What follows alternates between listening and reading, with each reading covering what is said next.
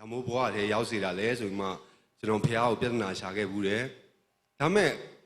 အခုကျတော့ကျွန်တော်ကောင်းကောင်းကြီးတီးလိုက်ပြီကျွန်တော်ဆိုငယ်ကလေးကခရစ်ယာန်ပဲငယ်ကလေးကအမေကခရစ်ယာန်ဖြစ်တဲ့အတွက်ကျွန်တော်ခရစ်ယာန်ပဲဖះเจ้าသွားတယ်ဖះเจ้าတီးတယ်ဒါပေမဲ့ဖះကိုကျွန်တော်လိုတယ်လို့မထင်ခဲ့ဘူးဖះဆိုတာဖះပဲဖះเจ้าမှရှိတယ်ဒီလောက်ပဲတီးတယ်ကျွန်တော်ဒီလောက်ပဲလက်ခံထားတယ်ဖះဆိုတဲ့ပုဂ္ဂိုလ်ကျွန်တော်ဘဝမှာနေရာမပေးခဲ့ဘူးနေရာတိုင်းမှာကျွန်တော်လှုပ်ချင်တဲ့အတိုင်းကျွန်တော်အသက်ရှင်တယ်ကျွန်တော်ဖြစ်ချင်တဲ့အတိုင်းကျွန်တော်လုပ်တယ်ကျွန်တော်ပြောချင်တာပြောတယ်ကျွန်တော်လှုပ်ချင်တာတွေလုပ်တယ်အဲ့လိုနဲ့အသက်ရှင်တာတော့အရှင်းပြောရင်ကျွန်တော်လူတိုင်းဆိုတာတဲ့ကျွန်တော်ကိုယ်တိုင်လည်းဘိန်းစားတယောက်ကျွန်တော်လုံးဝမဖြစ်ချင်ဘူးငယ်ကလေးကကျွန်တော်အယမ်းမုန်းတယ်ဘိန်းစားဆိုရင်ကျွန်တော်ကိုယ်တိုင်အယမ်းမုန်းတဲ့လူတယောက်ကျွန်တော်တို့အမျိုးဆွေမျိုးအတိုင်းဝဲမှာဆိုအဲ့လိုမွေးစေဝါနဲ့ကြာရှုံးသွားတဲ့လူတွေအိမ်ကိုဒုက္ခအယမ်းပေးတာတွေ့တယ်ဗျာအတော်တွေဦးလေးတွေစိတ်မကောင်းအဲ့လိုအကြီးတွေးတော့ကျွန်တော်ငယ်တုန်းကဆိုအယမ်းမုန်းတယ်ငါကြီးလာငါတော့အဲ့လိုမျိုးလုံးဝမဖြစ်စေရဘူးဆိုရင်မှကျွန်တော်အဲ့လိုနေလာတယ်ဒါပေမဲ့ကျွန်တော်ကိုယ်တိုင်ဘိန်းစားလုံးဖြစ်သွားတယ်ဒါကျွန်တော်ဖြစ်ချင်လို့မဟုတ်ကျွန်တော်လုံးဝမဖြစ်ချင်ဘူးကျွန်တော်ဘိန်းစားလုံးဝမဖြစ်ချင်ဘူးဒါပေမဲ့ကျွန်တော်ဖြစ်သွားတယ်တကယ်ကျွန်တော်အခုဒီစင်မုံမှာမြင်နေတယ်လို့မို့ကျွန်တော်အရင်တော့ဒါမို့လူမဟုတ်ဘူးဒီမျက်နှာမဟုတ်ဘူးလူတိုင်းကျွန်တော်တွေ့ရနေကြောက်တယ်ကျွန်တော်တို့အိမ်မှာဆိုရင်လည်းအမေဆိုကျွန်တော်လည်းတအိမ်ထဲတာအတူနေပြီမဲ့နောက်ပိုင်းဆိုအမေကကျွန်တော်မွေးထားတာဖြစ်တဲ့အတွက်ကွာကျွန်တော်ရင်းရမ်းကန်လိုက်တခုဖြစ်လာဆိုကျွန်တော်ပတ်စံတောင်းသူကတော့ပေးတယ်နောက်ဆုံးအချိန်နေဆိုသူပတ်စံထုတ်ပေးတယ်နောက်ကျတော့သူဘာဖြစ်လာလဲဆိုတော့ငါမွေးထားတာတဲ့နင်းကိုတဲ့ငါပတ်စံပေးမှငါနင်းကိုတတ်နေတယ်တဲ့ငါနင်းနဲ့မနေချင်တော့ဘူးတဲ့အဲ့လိုမျိုးပြောပြီးမှကျွန်တော်အိမ်မှာတယောက်တည်းထားတယ်သူအပြန်ကနေဂျိုင်းလာပို့တယ်ကျွန်တော်အိမ်မှာကျွန်တော်တယောက်တည်းဖြစ်သွားတယ်အဲ့လိုမျိုးတွေတကယ်အခုပုံစံနဲ့ကျွန်တော်အရင်တော့ပုံစံနဲ့ဆိုရင်တကယ်ဘာမှမဆိုင်တဲ့လူတယောက်ကျွန်တော်ဖြစ်သွားပြီအဲ့ဒါတခုလေးပဲဖះကိုတိတာနဲ့မတိတာနဲ့ကွာသွားတဲ့အဲ့တစ်ချက်လေးပဲကျွန်တော်မန်လေး KBC မှာဆိုရင်လည်းကျွန်တော်ဆိုမျက်နှာအောင်သွားမပြရတော့အယမ်းဆိုးလို့အယမ်းအဲ့ဖះကျွန်တော်10ဖိုးတစ်ဖိုးရောကျွန်တော်ယူတယ်အဲ့လိုမျိုးဗျာတကယ်ယွန်းအယမ်းလူတွေမထင်ထားလောက်တဲ့ပြဿနာမျိုးတွေကျွန်တော်ရှာတယ်ကွာသိလားကိုတငယ်ချင်းကိုအတိုင်းဝိုင်းမှာဆိုရင်လည်းကျွန်တော်တို့လာရင်ဆိုနောက်ပိုင်းဘလောက်ခင်ကျွန်တော်တို့လာရင်ဆိုမနေကြတော့ဘူးကျွန်တော်ရှိတဲ့နေရာဆိုတို့မလာချင်ဘူးကျွန်တော်တို့လာရင်ပြဿနာအမြဲတမ်းပါလာအဲ့ကြတော့ဘသူမှကျွန်တော်ကိုလည်းမလိုချင်တော့ဘူးမကြိုက်တော့ဘူးတယောက်တည်းဖြစ်သွားတယ်တယောက်တည်းဖြစ်သွားတော့မှကျွန်တော်ကဘသူကိုရှာတက်လာလဲဆိုရင်အမေလည်းခေါ်စရာမရှိတော့ဘူးအမကယ်ပါလည်းခေါ်စရာမရှိတော့ဘူးအကိုကယ်ပါလည်းခေါ်စရာမရှိတော့ဘူးဘသူမှအိမ်မှာဆိုကျွန်တော်အမကဆိုင်လေးဖွင့်ထားတယ်အဲ့ကားပူပစ္စည်းရောင်းတယ်အိမ်မှာတခြားလူတွေလာရင်ဘာမှမဖြစ်ကျွန်တော်လာပြီဆိုတာနဲ့အဲ့သူတို့အိမ်မှာရှိတဲ့ CCTV ကင်မရာကိုအဲ့ကျွန်တော်နောက်ကိုပဲလိုက်ချိန်တော့တယ်အရင်ကြောက်လို့ကျွန်တော်အရင်လက်အရင်မြန်လို့ပါဟိုနိုင်ဒီနိုင်ဆိုကျွန်တော်လာလူများဘာမှမကြောက်ကျွန်တော်လာရင်ကြောက်တယ်ကျွန်တော်လာအဲ့ပြောင်းလိုက်ပြီအဲ့လိုမျိုးတွေအကိုဆိုရင်လည်းကျွန်တော်ဖုန်းဆက်မကင်တော့ဘူးကျွန်တော်ပတ်စံတောင်းမှတီးလို့အဲ့လိုမျိုးရသိလားနောက်ဆုံးဘယ်လောက်ထိဆိုးလဲဆိုအိမ်မှာတကယ်တခိုးဝင်သွားတာအိမ်မှာတခိုးဝင်တာအဲ့ဒါကိုလာတွေ့တာကျွန်တော်လာတွေ့တာအိမ်မှာတခိုးဝင်တခိုးကြိုက်လို့မွေပြီးမှအိမ်မှာအကုန်တောင်းချင်းတကားရိုက်ချိုးထားအဲ့ဒါကိုကျွန်တော်သွားတွေ့တာတွေ့ပြီးမှကျွန်တော်အမေကိုပြောဖုန်းဆက်တယ်အိမ်မှာကျွန်တော်အရင်ရောက်နေတော့အမေအိမ်မှာတခိုးဝင်တယ်လို့ပြောတော့အဲ့ဒါကျွန်တော်ခိုးပါတယ်ဆိုပြီးမှအဲ့လိုမယုံကြည်တော့ဘူးဗျာသိလားတကယ်တခိုးဝင်တာအိမ်မှာတကယ်တခိုးဝင်တာဖြစ်ချင်တော့သွားတွေ့တာကျွန်တော်တယောက်တည်းသွားတွေ့တာအဲ့ဒါကိုကျွန်တော်ခိုးပါတယ်ဆိုပြီးမှအဲ့ဒါမနေရမှကျွန်တော်တကယ်ချင်းအောင်လမ်းပြောပြမှတည်းကျွန်တော်တော့မပြောဘူးအမေကဩအေးမတခိုးဝင်တယ်ဒီလောက်ပဲပေါ့ तू ထင်တာကျွန်တော်ယူတယ်လို့ထင်တယ်တကယ်အဲ့လိုမျိုးဗျာသိလားလူတွေလုံးဝမကြိုက်တော့ဘူးအိမ်မှာအဲ့အမေပတ်စံထားတဲ့ဗီဒီယိုမှာဆိုရေးထားတာအိမ်မှာတခိုးကြီးစားရှိတယ်တဲ့ကျွန်တော်ပြောချင်တာအိမ်မှာတခိုးကြီးစားအဲ့လိုလူသိလားတကယ်လုံးဝသုံးစားလို့မရတဲ့လူဘယ်သူမှမကြိုက်ဘူးကြောက်လဲအရန်ကြောက်တယ်ကျွန်တော်ဆိုကြောက်တယ်ဆိုတာအရန်ဆိုးလို့ကြောက်တာမဟုတ်ပါကျွန်တော်လာပြဿနာပါတယ်သူတို့ထဲတခုကျွန်တော်မားတော့မယ်ဆိုတာသူတို့တီးလို့ကျွန်တော်လာရင်ကျွန်တော်ဆိုတကယ်အရန်ကြောက်တယ်အဲ့လိုဖြစ်တော့ကွာကျွန်တော်ဘွားကိုကျွန်တော်နားမလဲဘူးဟာဖေက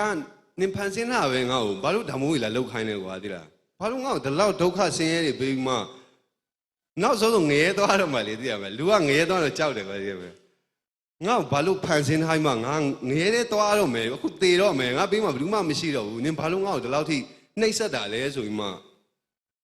ဖះစီရောက်သွားတယ်ကျွန်တော် အဲ့လိုအရန်ဆိုးရွားနေတဲ့အချိန်မှာကျွန်တော်ပထမအကျန်းစာကြောင်းတစ်ခုအရင်ပို့တယ်ပို့တော့အမေကကျွန်တော်လာပို့ထားတယ်ပို့ထားမှ तू ကအဲ့ရန်ကွမ်းနေမန်းလေးအိမ်ပြန်မရောက်သေးဘူးကျွန်တော်ကအဲ့ကျန်းစာကြောင်းမှမရှိတော့ဘူးထွက်ပြေးသွားတယ်တခါကျန်းစာမှာရေးထားတယ်လေအလကားလျှောက်ရေးထားမဟုတ်ရှေးဖြစ်နောက်ဖြစ်ဟန်ကရှေးဖြစ်ဟန်နဲ့ဆိုးတယ်အဲ့လိုပြောထားတယ်အဲ့တုန်းကကျွန်တော်အဲ့လိုမူးစေဝါလုပ်နေအောင်လူသိမ့်မသိဘူးကျွန်တော်အဲ့လိုကျန်းစာကြောင်းပို့ပြန်လစ်ပြီးမှနောက်တစ်ခေါက်မန်းလေးမှာကျွန်တော်ပြန်သွားလို့တော့ဖဲကြောင်တစ်ခုလုံးပြန်သွားတယ်ကျွန်တော်ငယ်ကလေးက camp တက်တယ် music camp တက်တယ်တကြံတိုင်း camp တက်တယ်အဲ့ဒီ camp မှာကျွန်တော်သွားမိတယ်ဖဲကြောင်တစ်ခုလုံးကျွန်တော်ကြီးညာလိုက်လို့ဖြစ်သွားတယ်အမှပူဆိုးသွားတာဖဲကြောင်လည်းသွားလို့မရတော့ဘူးဖဲကြောင်မှာကျွန်တော်ရည်စားရှိရဗျာသိလားအဲ့လိုပြောနေတာဘသူမှမကြိုက်တော့ဘူးကျွန်တော်လူလို့လည်းမတတ်မှတ်တော့ဘူးကျွန်တော်လောကကြီးမှာအသက်ရှိတယ်လူတောင်သူတို့မရှိရင်ပိုကောင်းတယ်ကွာသိလားအဲ့လိုမျိုးတတ်မှတ်လိုက်ပြီကျွန်တော်လုံးဝဘယ်သူမှလက်မခံတော့တဲ့အခြေအနေမှာနောက်ဆုံးကျွန်တော်တို့ Harvest Evangelical Ministry ကျွန်တော်တို့ဆရာဆက်တော့သူဆရာတို့ရဲ့အကြောင်းရောက်သွားတယ်အဲ့အကြောင်းရောက်တော့ကျွန်တော်လေသိလားလူတွေကိုပြဿနာရှာတာတဲ့လေဖះကိုပြဿနာရှာတာအရန်ကောင်းတယ်ကျွန်တော်ဖះကိုကြွိုင်ပြီးရောကြွိုင်ပြီးအသေးကြွိုင်တာနင်းကျန်းအဲ့တုန်းကလည်းကျန်းစာတခါမှဖတ်ဘူးကွာကျန်းစာကြောင့်ရောက်သွားတော့ကျန်းစာစလန့်ပြီးရောမဖတ်ချင်လဲဖတ်ရတယ်မိုးလင်းကလေးကမိုးချုပ်ပြီးအဲ့ဒါပဲဖတ်ရတာဟောသိလားအဲ့မှာစတွေ့ရောကျန်းစာပြီးဖိုင်နေတော့ငါကနင်တို့ရဲ့အစအဆုံးအကုန်သိတယ်နင်တို့ကငါဖန်ဆင်းအဲ့ဒါကြီးဖတ်လာတော့ကျွန်တော်ပိုဒေါကန်အနင်တိနဲ့ငါတို့ဘိန်းစားတွေရောဖြစ်ခိုင်းတာလားကွာသိရမလားငါဘိန်းစားဖြစ်သွားပြီနင်တိတယ်ပြောတယ်ငါဘိန်းစားဖြစ်နေပြီဒီမှာဖះနဲ့ fight ပြီးရောတေပြဿနာရှာဖះကိုနင်ဘာလို့ငါ့ကိုတောင်မို့လို့လဲငါ့ကိုကြတော့ဘာလို့လူကောင်းမဖြစ်ခိုင်းလဲအဲ့လိုမျိုးပြဿနာရှာတော့အရန်ကောင်းတယ်သိလားအရန်ကောင်းတယ်ဖះကိုပြဿနာရှာတာလူကိုပြဿနာရှာတဲ့အရန်ကောင်းတဲ့အရာဖြစ်တယ်ကျွန်တော်အခုတချင်းဆိုပြိုင်ပွဲသွားပြိုင်တယ်ဂီတာတောင်ကျွန်တော်ဖျောက်အောင်မတီးတော့ဘူး music camp လည်းတက်တာကျွန်တော်ငယ်ကလေးကတက်တာကျွန်တော်မူဂျိုတော့မဟုတ်တော့2တန်း3တန်းလောက်တည်းက KBC မှာ music camp တက်တာဒီရွယ်ထိ level 1မအောင်အဲ့လောက်ထိအသုံးမကျတဲ့ကောင်ကွာသိလားဒါမဲ့ကျွန်တော်သွားပြိုင်ကြတဲ့ကကျွန်တော်ဘယ်နေရာထိရောက်မယ်ကျွန်တော်အဲ့လိုသွားမှန်းပြီးကျွန်တော်သွားပြိုင်တာမဟုတ်ဘူးကျွန်တော်အရန်တော်လို့လည်းသွားပြိုင်တာမဟုတ်ဘူးအဲ့ပြိုင်ပွဲကိုပြိုင်တော့အမှအရန်ထူးဆန်းတာတစ်ခုပြီးတစ်ခုဖြစ်လာတယ်ကျွန်တော်အဲ့မတိုင်ခင်ဖះနဲ့အရန် fight ထားပြီကွာသိလားနင်ပါလေငါ့ကိုပြကွာလို့နင်တလောက်ထိငါ့ကိုနှိပ်စက်တာကွာတကယ်တော့ကိုယ့်ဟာကိုလှုပ်တာပါကိုရှောက်လှုပ်ပြီးမှဖြစ်တဲ့ဟာကိုနောက်ဆုံးဘုရုပြန်လာသွားရှာဖះကိုပြန်လာသွားရှာအဲ့ကျန်းစာနည်းနည်းဖတ်ပြီးမှဖះကိုပြန်လာရှာပြီးတော့နင်သိရငါ့ကိုပြောပြီးမှငါ့ကိုဒေါင်းလုတ်ခိုင်းတယ်ကွာလို့ငါဒါမဲ့အဲ့အရန်ကောင်းတယ်တော်လေးကောင်းတယ်အဲ့ဒါလေးသူဘာလဲလို့ကျွန်တော်သူ့ကိုမေးခဲ့တဲ့အဖြေကအခုဆိုကျွန်တော်နေရာတကာမှာပြောလို့ရပြီဖះကဘာလဲဆိုတော့ကျွန်တော်အကုန်ပြောလို့ရပြီအခုကျွန်တော်ဒီမှာဝတ်ထားတဲ့အင်ဂျီတွေဖက်တွေဘောင်းဘီတွေတခုမှကျွန်တော်ပတ်စံနဲ့ဝယ်စရာမလိုတကယ်ဘာမှဝယ်စရာမလိုလူများလာပေးတယ်ကျွန်တော်လိုကောင်းကွာဘိန်းစားတခိုးအကြီးစားကွာသိလားအဲ့လိုကောင်းကွာသိလားလာပေးတာအဲ့ဒါလေကျွန်တော်ဘာမှမဟုတ်ဘူး तू ဘာလဲလို့ကျွန်တော်ပြလို့ပြောလိုက်တာခဏဆရာပြောသွားလို့ပဲသိလားကျွန်တော်ကလေကျွန်တော်အရန်ကျန်းစာအသေးဖတ်လို့အမှုတော့အရန်ဆောင်လို့ဖះကျွန်တော်ချစ်တာမဟုတ်ကျွန်တော်သုံးစားမရလို့ဖះချစ်တာလုံးဝဖွတ်ကြားမလို့ကျွန်တော်တို့ချစ်တာအရင်သုံးစားလို့မရလို့ချစ်တာအဲ့မှာ तू ချစ်တာကိုတီးတဲ့အခါမှာခဏဆရာလည်းပြောသွားပြီချစ်တာခံရတဲ့လူကပြန်မချစ်ပဲမနေနိုင်ဘူးအခုကျွန်တော်တကိုယ်လုံးဆိုရင်ကျွန်တော်မပိုင်ဘူးဆိုတာလည်းကျွန်တော်ကောင်းကောင်းသိသွားပြီကျွန်တော်ဘိန်းစားလေးဆိုအရန်ပြောတတ်တယ်ကိုဖြစ်ရင်ကိုခံမယ်ကွာသိရမလားအဲ့အောင်ငါလုံးငါပဲခံရမှာကွာသိရမလားအဲ့လိုမဟုတ်ဘူးကိုဖြစ်ကိုခံလုံးဝမဟုတ်ဘူးကျွန်တော်တို့အိမ်မှာကျွန်တော်ဘိန်းစားတဲ့အတွက်တအိမ်မှာအိမ်ကရှိတဲ့ကိုညီကိုအရင်နေပါမဟုတ်ဘူးကိုရဲ့မိသားစုအတိုင်းဝိုင်းကိုဖျားချောင်းကိုနဲ့ဆက်နွယ်တဲ့တငယ်ချင်းအစအကုန်စိတ်ညစ်ရတယ်အဲ့တုန်းကတော့ကျွန်တော်လည်းထင်ခဲ့တာပဲငါဖြစ်ငါခံမယ်ကွာငါစေးထိုးတည်သွားကွာသိရမလားအဲ့လိုမဟုတ်ဘူးအကုန်ခံရတာအဲ့ဒီဟာလေးဟိုနည်းနည်းတတိထားကြပါလေကိုဖြစ်ကိုခံဆိုတာကြီးကတကယ်တော်မားတဲ့ကိစ္စကြီးကိုမွေးထားတဲ့အမေရှိတယ်ကိုညီကိုရှိတယ်အကုန်လုံးခံရတာအဲ့ဒီလိုမျိုးကျွန်တော်လည်းအတူပါပဲဒီဘိန်းစားဘွားမှာကျွန်တော်နေခဲ့တယ်အရင်တော့ဘိန်းစားလို့လူများဝိုင်းပြောတော့ပဲကြိုက်မလဲဒါမဲ့အခုကျွန်တော်ဘိန်းစားဖြစ်သွားတာကြီးကိုကျွန်တော်အရန်ကျင်နေတယ်ဖះကိုတီးလိုက်ရတယ် အဲ့ဒီဘိန်းစားဆိုတဲ့ဖြစ်ချင်းကနေကျွန်တော်ဖះကိုတီးလိုက်တယ်မဟုတ်ရင်ကျွန်တော်တစ်သက်လုံးခဏပြောလို့ကျွန်တော်လိမ်မာနေမယ်ကွာဖះเจ้าပုံမှန်သွားမယ်လိမ်မာကျွန်တော်ဒီတိုင်းပဲနေခဲ့မယ်ဆိုရင်ကျွန်တော်ဒီတိုင်းတည်သွားမှာဖះဆိုတာလည်းဖះเจ้าမှာပဲရှိရလို့ပဲကျွန်တော်ထင်ခဲ့မှာကျွန်တော်ဘိန်းစားဖြစ်သွားတယ်အရန်ကောင်းတယ်ကျွန်တော်အခုဆိုလူတိုင်းရှင်းမှာပြောငါဘိန်းစားဖြစ်သွားအရန်ကျင်နေတယ်ငါဘိန်းစားဖြစ်သွားဖះကိုတီးလိုက်ရကျွန်တော်အခုလို့အောင်မြင်လာလို့ကျွန်တော်ဒီဘဝကိုကျွန်တော်ကျင်နေနေတာမဟုတ်ဘူးကျွန်တော်တို့ကအခုကဒီပတ်စံနေပါတွေကလိုလည်းမလိုဘူးလို့ကျွန်တော်မြင်လာပြီဘာဖြစ်လဲဆိုတကယ်လည်းမလိုဘူးကျွန်တော်အင်ဂျီအရင်တော့ကျွန်တော်လိုချင်ခဲ့ဘူးတဲ့အရာလေးရှိမယ်အခုအဲ့ဒါလေးကျွန်တော်တပြားမှကုံစရာမလိုအကုန်လာပေးတယ်ကွာတချို့ဟာလေးဆိုလူဝလာလို့မတော်တော့တဲ့ဟာတွေတော့ရှိတယ်ကွာဒီကအဲ့ဒါဖျားနဲ့အဲ့ဘာမှမဟုတ်ကျွန်တော်ဘာမှမပြောင်းလဲလိုက်ဘူးကျွန်တော်အရန်လည်းမကြိုးစားလိုက်ရဘူးတခုပဲဘယ်ရောက်ရှာလိုက်တာအဲ့ဒီတခုပဲသူ့ကိုရသွားတော့ယေရှုရရင်အားလုံးကိုရဆိုတာလေအဲ့ဒါရှောက်ပြောတာမဟုတ်ဘူးတကယ်ရှောက်ပြောတာမဟုတ်ဘူးယေရှုရတကယ်အားလုံးရတယ်တကယ်အကုန်လုံးကိုရတယ်တကူလုံးနဲ့အကုန်ပြောင်းလဲသွားတယ်အရင်တော့ဆိုရင်ကျွန်တော်အမေဆိုရင်ကျွန်တော်စကားပြောရင်ငိုပြီးမမတ်ရိုင်းနေပြောတာဟုတ်ကျွန်တော်ကခါဒီငယ်တော့ဆိုရိုက်တယ်ကွာသူရိုက်ပြီဆိုရင်ကျွန်တော်ပြန်ပြောတယ်နင်ငါ့ကိုမွေးထားရိုက်ဖို့လားဆိုမှကျွန်တော်အဲ့လိုပြန်အရမ်းမတ်ရိုင်းတယ်ကွာငိုရတယ်အဲ့လိုမျိုးဆိုအမေကကိုကအမေကတော့ကျွန်တော်မကောင်းတာလို့ရိုက်တာကွာဒါပေမဲ့ကျွန်တော်ကပြန်ပြောတယ်နင်ငါ့ကိုရိုက်ချင်လို့မွေးထားလားဆိုမှအဲ့လိုပြန်ပြောရကွာဒီလားအရင်တော့ဆိုကျွန်တော်စကားတခွန်းပြောရင်အမေငိုရတယ်ကျွန်တော်ဒီလက်ဆိုပတ်စံခိုးတတ်တယ်ကွာဒီခြေထောက်ဆိုမကောင်းတဲ့နေရာပဲသွားတယ်မျက်လုံးဆိုမကောင်းနိုင်ပဲလိုက်ကြည့်တယ်ကွာဒီလားဒါပေမဲ့အခုအကုန်တကိုယ်လုံးအတစ်ဖြစ်သွားတယ်ကွာဒီလားအခုဆိုဒီမှာကြည့်ဖះလုပ်ပေးထားတဲ့အမှုကိုကျွန်တော်သက်သေခံလို့ရပြီဒီပါဇက်ကနေပြောလို့ရသွားပြီကျွန်တော်ဒီလက်ဆိုအရင်တော့လူများပတ်စံနဲ့အရန်ခိုးတယ်လူများပစ္စည်းအရန်ယူတတ်တယ်ကွာဒါပေမဲ့အခုဒီလက်နဲ့ပဲဒီပြန်ပေးနိုင်ပြီကျွန်တော်ဘာပြောင်းလဲတော့ဘာမှမပြောင်းလဲဘူးအရင်တော့ကောင်းမယ်ရင်လဲငငယ်တော့ဆိုရင်ကျွန်တော်တငယ်ချင်းတွေကစတယ်ကျွန်တော်ရင်ပါဇက်တီဖြဲရီတာကွာအဲကြတော့နင်အဲ့လိုမရီတဲ့အရန်ရုပ်ဆိုးတယ်ဒါပေမဲ့အခုဆိုအကုန်လဲသွားပြီသီလားကျွန်တော်ရင်အရန်ချစ်စရာကောင်းတယ်ဓာတ်ပုံရရီပါတဲ့များရီပါတဲ့ဒါပဲကွာဒီပါဇက်ပဲကွာဒီသွားပဲကွာဘာမှမပြောင်းလဲဘူးအဲ့ဒါပေမဲ့သူနဲ့သွားတဲ့အခါမှာအရန်တိတာတယ်ပြိုင်ပွဲတုန်းကလည်းကျွန်တော်တကယ်ကျွန်တော်မထင်မှတ်ထားတဲ့ဟာတွေအများကြီးဖြစ်တယ်အဲ့ဆက်သွားပြိုင်တော့ကျွန်တော် Justin Bieber ရဲ့ Love Yourself နဲ့တော့ပြိုင်တယ်အင်္ဂလိပ်စာတစ်လုံးမှမတတ်ဘူးကျွန်တော်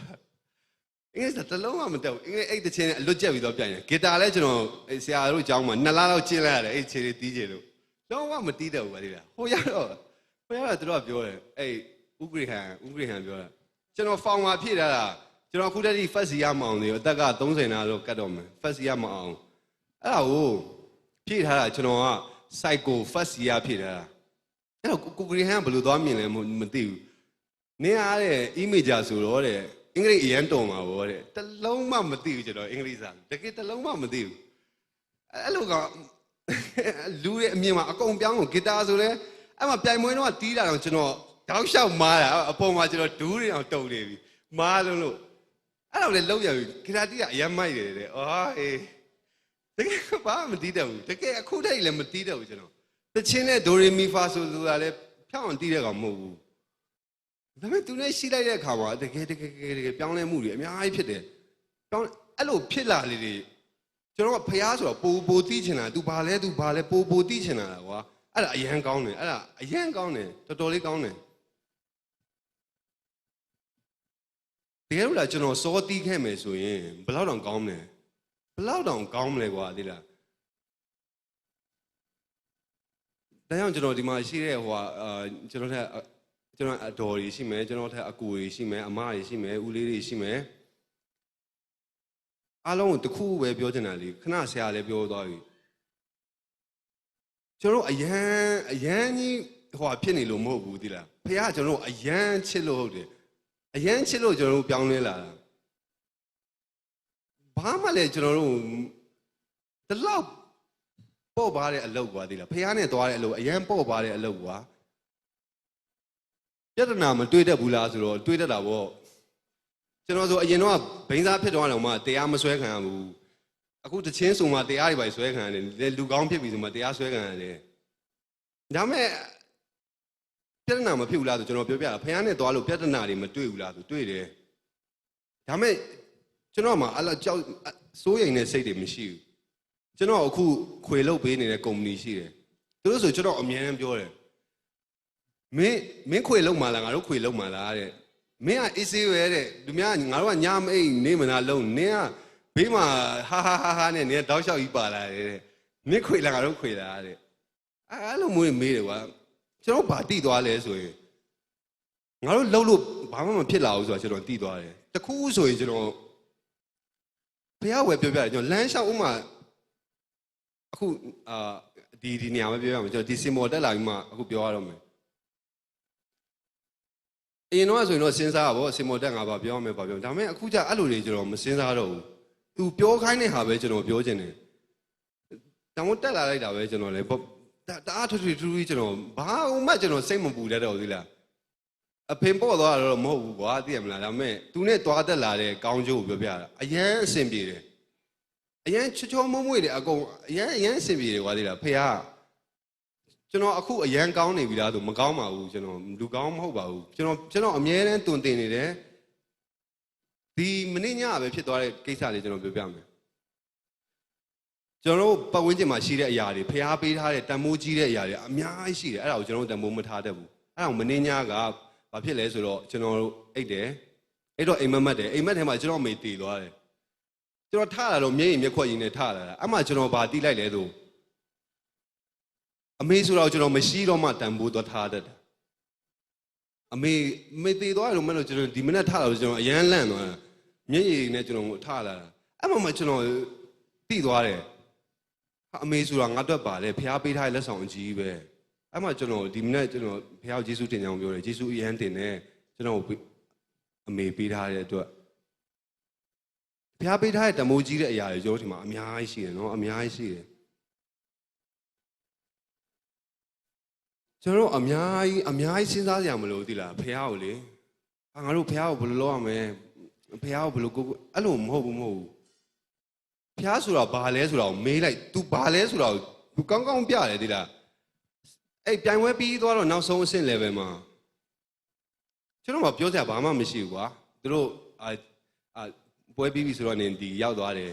တခုပြောပေးပါဆိုတော့ကျွန်တော်ဘာပြောရမလဲစဉ်းစားတယ်လူများလို့ကွာဒီလားကျွန်တော်ငယ်ကလေးက music ကိုအရန်ကြိုးစားတာကျွန်တော်ကအရန်လုပ်တယ်ပြောစရာတခွန်းမှမရှိဘူးအဲ့ तू ဘာလဲဆိုတော့ကျွန်တော်ကောင်းကောင်းပြလိုက်တာကျွန်တော်တို့ဘိန်းစားလို့ကောင်းအဲ့ဒီနေရာထိတွန်းပို့ပလိုက်တာကွာဒီလားတွန်းပို့ပလိုက်တန်လားဆိုကျွန်တော်တို့ကောင်းနဲ့ဘယ်တန်မလဲတခိုးကွာဘိန်းစားကွာသိတယ်မလားမရိုင်းတဲ့ကောင်ကွာသိလားအဲ့လိုလူအဲ့နေရာထိပို့လိုက်တယ်ပြီးတော့ तू လုတ်ပေးတဲ့အရာတွေခံစားလာရလေဆိုကျွန်တော်အရန်ဝမ်းနေတယ်အခုကျွန်တော်ကတော့ဘာမှမဟုတ်ပါဘူးဖေဟာ तू ကျွန်တော်လုတ်ပေးတဲ့အရာတွေလိုက်ပြောတော့အခုကဒါမျိုးယုံကြည်သူတွေကကျွန်တော်ဆယ်ဖို့တဖို့တွေလာပေးကြကျွန်တော်တို့ဘိန်းစားကိုလာပေးတယ်ကွာသိလားဘိန်းစားကိုဆယ်ဖို့တဖို့လာပေးတယ်တဲ့အဲ့ဒါကြီးခံစားရရတယ်ဆိုကျွန်တော်အရန်ဝမ်းနေတယ်ကွာသိလားအရန်ဝမ်းနေဆိုတာငါဘိန်းစားကွာငါတခိုးကွာဘသူတက်မှလည်းကောင်းတဲ့ကောင်မဟုတ်ပတ်ဝန်းကျင်တော့လည်းကောင်းတဲ့ကောင်မဟုတ်အဲ့လိုကောင်လာပေးတယ်ကွာသိလားပြန်စဉ်းစားကြည့်လိုက်တော့ကျွန်တော်ငါဘာစူးစမ်းလိုက်ရလဲလို့စဉ်းစားကြည့်လိုက်တာပါဘာမှမလုပ်လိုက်ရဘူးကျွန်တော်သူ့ကိုခေါ်လိုက်တာအဲ့ဒီတခွန်းပဲသိလားသူ့ကိုခေါ်လိုက်တာအဲ့ဒီတခွန်းပဲတကယ်မပင်ပန်းဘူးသိလားကျွန်တော်တို့လူတွေကလေသိလားအရန်လွယ်တဲ့ကိစ္စဆိုရင်တကယ်အရန်လွယ်တဲ့ကိစ္စဆိုရင်မလုပ်ချင်ကြဘူးကွာသိလားငငယ်ကလေးကတိတာပဲယေရှုငါတို့ချစ်တယ်တိတယ်လေတိတယ်ငငယ်ကလေးကတိတာပဲဒါပေမဲ့ခဏဆရာလည်းပြောလို့ကျွန်တော်တို့အတွက်လို့ကျွန်တော်တို့မခံထားဘူးကွာဒါကြီးကဒါကျန်းစာအုပ်ပဲကွာသိရမှာကျွန်တော်ဆိုရင်ဒီလောက်ပဲထားတဲ့လူကွာကျန်းစာမှာပြောထားတဲ့ဟာအကုန်လုံးကျွန်တော်တို့အတွက်ဆိုတာလေအဲ့ဒါခံစားကြည့်ပါဘုရားကိုခေါ်ကြည့်ပါဘုရားနဲ့တွားကြည့်ပါအရန်လွယ်တယ်အရန်ပေါ့တယ်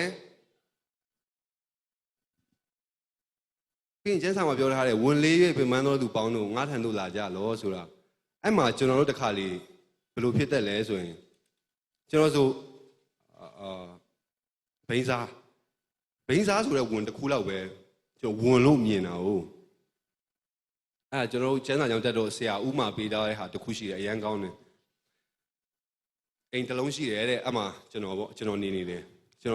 ယေရှုကအရှိတကားပေါက်ကနေလာခောက်တယ်တကားလာခောက်တော့အရှိဧကန်ဖွင့်ပေးလိုက်တယ်ဖွင့်မှယေရှုဧကန်မှထိုင်မှာယေရှုနဲ့စကားပြောနေပေါ့အဲ့ချိန်မှာစာတန်ကအနောက်ကနေတကားလာခောက်တယ်တကားလာခောက်တော့ဖွင့်တော့စာတန်ကပြောပြီးဟဲ့ငါအထဲဝင်လာလို့ရမလားဝင်လာလို့မရဘူးအထဲမှာယေရှုရှိတယ်ဟာမင်းအရင်တော့မှစာတန်ကပြန်ပြောတယ်ငါနဲ့အမြဲတမ်းသွားနေတာပဲဘာဖြစ်တယ်ညာဖြစ်တယ်ဆိုရင်မှအမှစာတန်နဲ့နှစ်ပန်းလုံးတဲ့ချိန်မှာကယ်ကြပါအောင်ယေရှုကယ်ပါအောင်ဆိုယေရှုကမလာဘူးအမှနှစ်ပန်းလုံးနဲ့စာတန်ထွက်သွားတော့ပြန်ပြောတယ်ယေရှုဟာယေရှုကျွန်တော်ယေရှုကိုဒီလောက်អော်နေတာဘာလို့ကျွန်တော်လာမကယ်တာလဲမင်းကငါ့ကိုအခန်းမှာပဲထိုင်တာခိုင်းတာငါ့ကိုနောက်ဖေးမှာမပို့တာနောက်ဖေးမှာငါ့ကိုနေရာမပေးဘူးရောဆိုတော့အဲ့နဲ့နောက်ဖေးရောနေရာပေးလိုက်ရောအခန်းနဲ့နောက်ဖေးယေရှုနေရာပေးလိုက်ပြီခဏကြတော့စာတန်ကအပေါ်ထပ်ကနေတကားပြန်လာခောက်တယ်တကားပြန်လာခောက်တော့တဖွင့်ပြန်ရောအမှစာတန်နဲ့ပြန်လာတက်ပြန်ရောယေရှုပြန်អော်ယေရှုကယ်ကြပါအောင်မလာဘူးအမှယေရှုပြန်လာပြန်တော့ရှာတယ်ဘာဖြစ်လို့ငါဒီမှာဒီလောက်ခက်ခဲနေဘာလို့ငါ့ကိုလာမကယ်နေကငါအောက်မှာပဲထားတာဟုတ်နင်ကအောက်မှာပဲထားတာဟုတ်အဲ့တော့ငါအောက်မှာပဲနေတာဟုတ်အမအပေါ်ထက်ကိုပေးလိုက်ပြန်ခဏလေးလာပြန်ပြီအဲ့ခန်းကနေလာပြန်ပြီပြောချင်တာကျွန်တော်နေရာတစ်ခုလုံးကိုပေးဖို့ပြောတာဒီနေရာလေးတစ်ခုကျွန်တော်ဥမာစီးပွားရေးအစီအမံပြေလို့စီးပွားရေးနေရာမှာယေရှုကယ်ပါမလုံးနဲ့ကျွန်တော်တစ်ကိုယ်လုံးပေးပလိုက်တစ်ခုလုံးပေးပလိုက်ဖះအောင်အရန်နေလို့ကောင်းတယ်တိလားအရန်နေလို့ကောင်းတယ်တကယ်အရန်ပျော်စရာကောင်းတယ်အရန်ပျော်စရာကောင်းတယ်ဖះဆိုတဲ့ပုဂ္ဂိုလ်ကလေကျွန်တော်ထင်တာဖះဆိုတာ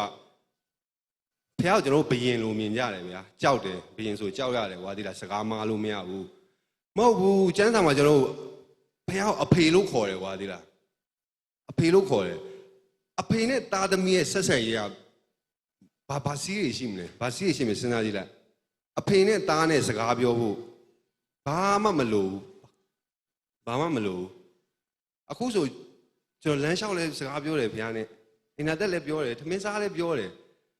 ကျွန်တော်ဒီလောက်ချီဒူးထောင်းမှအဲ့ဒါဆူတောင်းတာမဟုတ်ဖះကကျွန်တော်ဘေးမှာအမြဲတမ်းရှိရအေမာနူလဖះကိုပြောထားပြီးသားကြီးအဲ့တော့ကျွန်တော်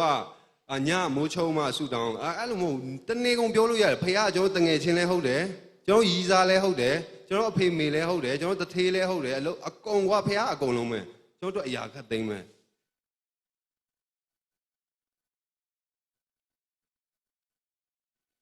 ဖះနဲ့တွားရင်အရန်ပေါ့တယ်တကယ်ပေါ့တယ်ခင်ဗျားထင်ထားတဲ့အထက်ခင်ဗျားထင်ထားတဲ့အထက်မထင်ထားတဲ့ဟာတွေပါ तू ပေးတယ်ကွာလေလားအခုကျွန်တော်တယောက်တောင်းလဲသွားတော့တအိမ်လုံးအရန်ပျော်တယ်တအိမ်လုံးအရန်ပျော်တယ်ကျွန်တော်တငယ်ချင်းတွေအခုတည်းကျွန်တော်ထင်ကြသေးတယ်မနေ့ကပဲကျွန်တော်တယောက်တငယ်ချင်းနဲ့အိမ်သွားတော့နင်းနဲ့ကုတ်ခိုင်လာရင်နဲ့ဒီညလာဒီကတချင်းဆိုမနေ့မှပြန်တော့တဲ့မယုံဘူးကွာတိလားအခုတည်းမယုံသေးဘူးကျွန်တော်ဒါပေမဲ့ကျွန်တော်တငယ်ချင်းတွေနဲ့ကျွန်တော်မနေ့တော့သွားတယ်လေတိရသူတို့ဆိုမြင်ပြီမြင်တော့သူတို့ဖះကဘာလဲဆိုတော့သူတို့သိချင်လာကြတယ်ဖះနဲ့တော့တင်တယောက်တည်းကောင်းစားတာမဟုတ်သေးလားတင်မိသားစုတင်ပတ်ဝန်းကျင်တင်လူမျိုးအကုန်အောင်အုပ်စုလိုက်ကြီးကောင်းစားတာတင်တယောက်တည်းအတွက်နဲ့အများကြီးပြန်ပြောင်းလဲသွားနိုင်တယ်အဲ့ဒါကျွန်တော်တခုပဲပြောချင်တာပါတခုပဲကျန်းစာဖတ်ဆိုအရင်တော့ကျွန်တော်လည်းမလိုဘူးကျန်းစာဖတ်ဆရာမလိုဘူးအဲ့လိုမျိုးထင်တာကွာမဟုတ်ဘူးဒီလားကျန်းစာဖတ်ရမယ်ဖះနဲ့ခဏပြောလို့ဆူတောင်းတယ်ဆိုတာလေကျွန်တော်ဒူးထောက်လက်အုပ်ချီမှာမဟုတ်နေရာတကာမှာဆူတောင်းလို့ရတယ်ဖះနဲ့စကားပြောလို့ရတယ်သူလုပ်ပေးတဲ့အရာတွေကို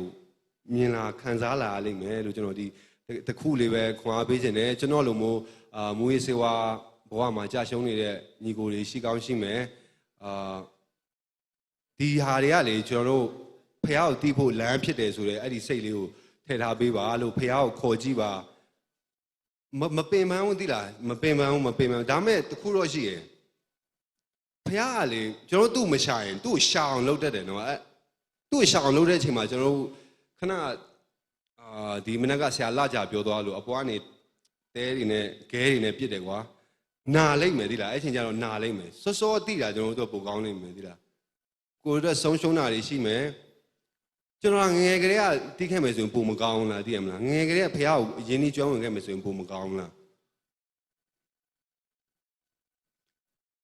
ကျွန်တော်လိုမို့သုံးစားလို့မရတဲ့ဘိန်းစားလူတွေမလိုချင်တော့တဲ့လူကိုဖះအခုဒါမိုးလုပ်ပေးတယ်ဆိုရင်ဖះဒီလောက်ချစ်တယ်ဆိုရင်ကျန်တဲ့လူတွေဆိုရင်စဉ်းစားတာကြည့်တော့လူတွေမကြိုက်တော့တဲ့လူကိုဒီလောက်ထိဖះဘယ်သူမှမချစ်တော့တဲ့လူသူချစ်တယ်ကွာဖះဆိုတာအဲ့လောက်ကောင်းတယ်အဲ့လောက်ကောင်းတယ်အရင်တော့လူကျွန်တော်ရှိမှကျွန်တော်ဘိန်းစားဖြစ်နေတော့ကျွန်တော်လာပြောကြတယ်အဲ့တော့ရင်းကန်နေတော့ဘာစိတ်ဝင်စားဘူးကွာကိုနာကိုပဲသိတယ်ကွာဘာလာပြောနေတာတော့မအောက်မှာသွားကြည့်နေပြီဖတ်လို့ကမရဘူးအောက်မှာလက်တီးလက်မောင်းနဲ့တန်းပြီးထိုင်နေရတယ်အောက်မှာဒါမဲ့တကယ်ဖျားနေသွားတဲ့ခါမှာဘိန်းဖြန့်သေးပါမယ်ဆိုတဲ့ဟာတွေ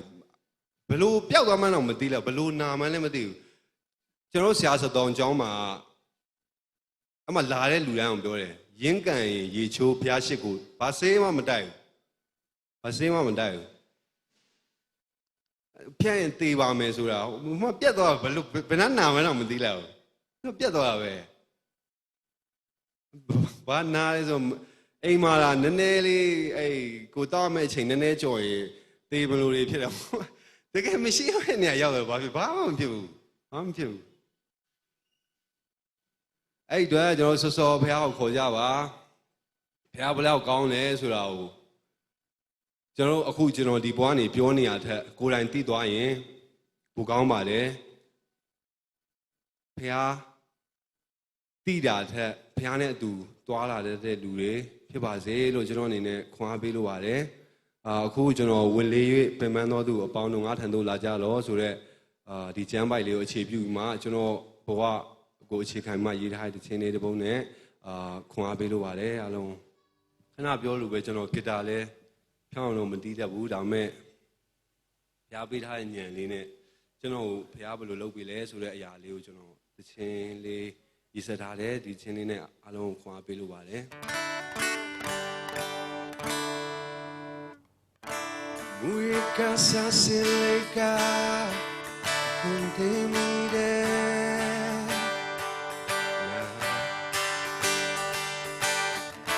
မြင်မြင်ချောင်းကခေမဒီလာရဗီဒါတော့ခါ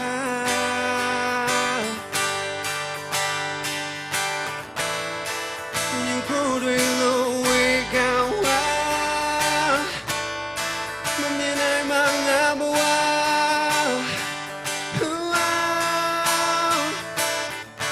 လုံးထဖုံးငါချင်းချင်းကျိုးစားတော်လေ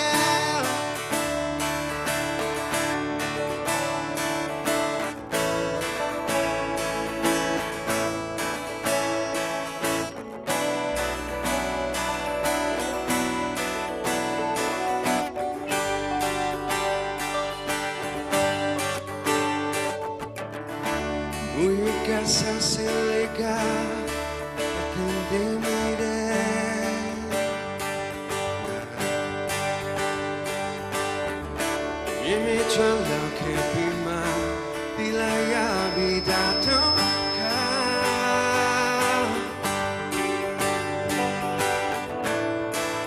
you could away go me like my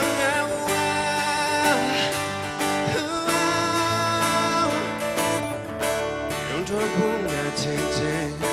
so sad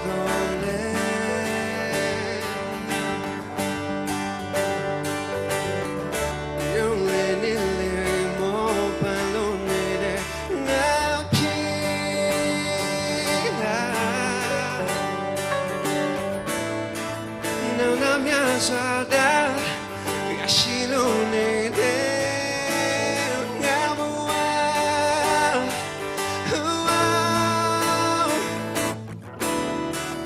Nasoneta, Ningeva Dipina,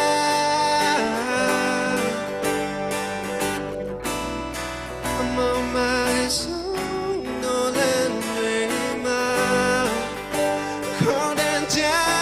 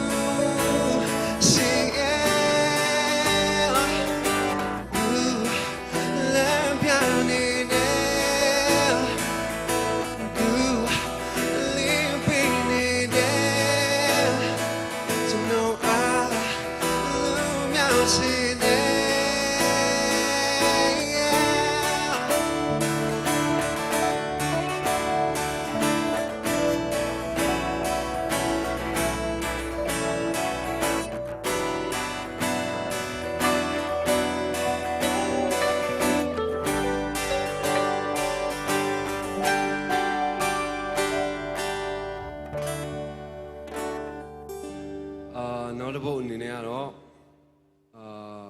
ကျွန်တော်ကိုယ်တိုင်နောက်ပိုင်းသူ့ရဲ့ချစ်ချင်းမေတ္တာခံစားလာတဲ့နောက်ပိုင်းချီးမွမ်းဖို့အတွက်ကြတာမတီးတတ်ပေမဲ့ရေးထားပါတယ်လို့ဒီချင်းလေးနဲ့သူအားလုံး chorus ပိုက်လေးမှာကျွန်တော်ရဲ့ဖျားခင်ကဘာအဆက်ဆက်ဘုံကြီးပါစေဆိုတဲ့ဒီအကြောင်းလေးကိုလိုက်ပြီးမှဆိုပေးကြပါလို့